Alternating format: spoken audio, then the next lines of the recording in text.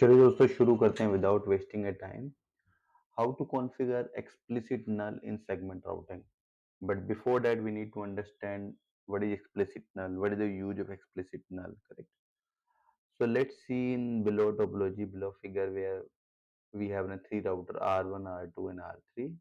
Okay, and in above this is without the explicit null. Okay? This is below is doing the explicit null operations. So normally what will happen, the PHP router in the LSP remove or pop the transport label, pop the top transport label, so that the egress LR will only deal with the service label. Service label can be the VPN label and IPv6 or IPv4 packet. This process is known as a PHP.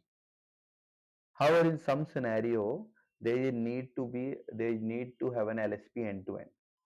Okay, to meet those expectation or to meet those requirement, we need a explicit null, and explicit null label value is 0 for IPv4 and 2 for IPv6.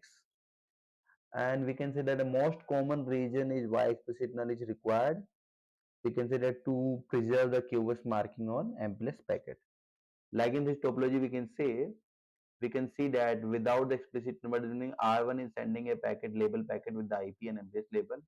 Once R2 will receive the packet, this will pop the MPLS label and will send the IP packet only. IP packet, if this topology running with the VPN, so there will the VPN label and IP packet. So ultimately this egress LSR, this R3 router will only deal with the service label or IPv4, IPv6 packet or both, okay, or single one.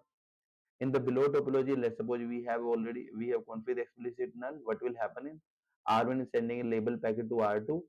R2 instead removing this, R2 will replace this will not send the pure IP packet. It will send the packet with the explicit null label. Explicit null label value is 0. It will put. So before doing any configuration regarding the explicit null on the PE2, let's verify the MPLS forwarding entry for PE2 loopback on the neighbor node, that is P2. Here we can see that this node is doing the pop operation. So this is our PHP router, and this router is removing the label and it's sending a pure IP packet to the PE2.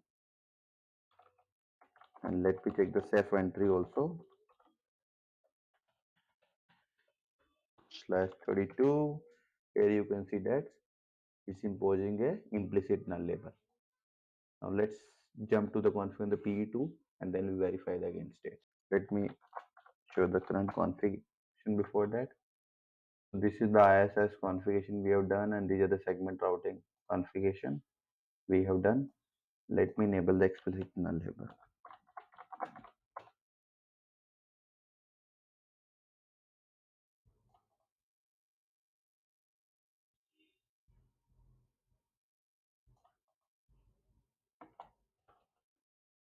This is the command only required.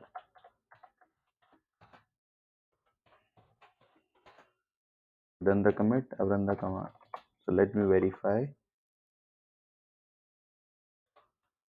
Show ISS database for this PE. Verbose. Once we do the verbose, after doing this configuration, two flags need to come to the picture. One is the P flag and one is the E flag. P is the PHP. This is the flag for PHP. So there is no PHP. If this flag is set, means PHP operation not to be done, and E flag is the explicit null. So explicit null label needs to be set. So let's now we will verify the MPLS forwarding table prefix for this IP address for this router loopback on the adjacent node, and we'll see how the MPLS forwarding entry look like. So this is the neighbor router. Let's verify the MPLS forwarding entry for P2 prefix. P2 for prefix is 4.4.4/32. Now we can see that in the outgoing label we are getting explicit null.